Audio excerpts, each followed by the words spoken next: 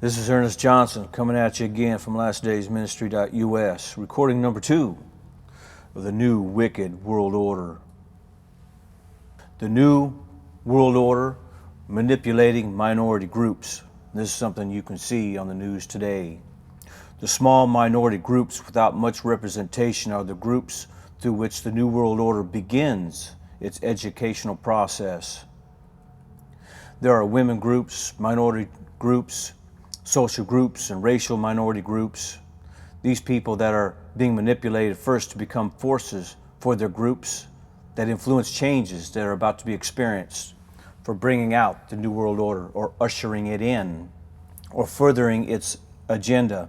The basic plan at this time is to ignore the more structured organizations like churches and religions that have strong structure and or strong opinions and strong leaders. They need to build up to that later by first starting with smaller sections of society.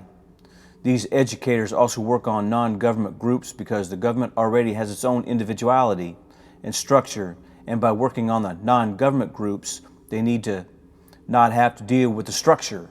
Churches are just too big. We'll go around and get them later, they say. There will come a time when those things that are structured will be seen as non-essential and may be forced to change in order to fit in the society of the New World Order.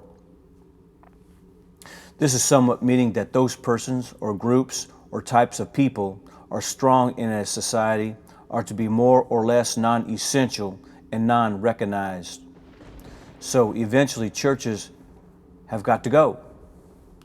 So Christians are going to have to make changes in their belief patterns, and the old way of looking at things will be done away with.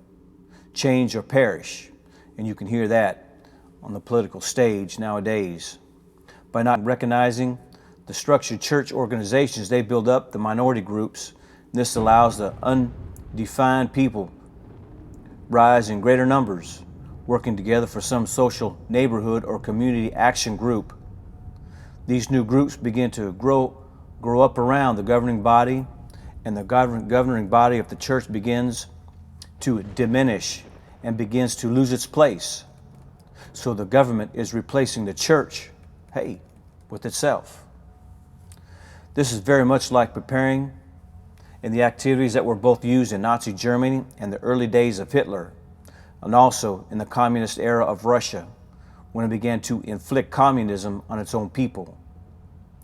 But the intent is to let the minority groups get empowered, and the individual powers will subside. They will lose their individual power, as the groups are the roots of fires.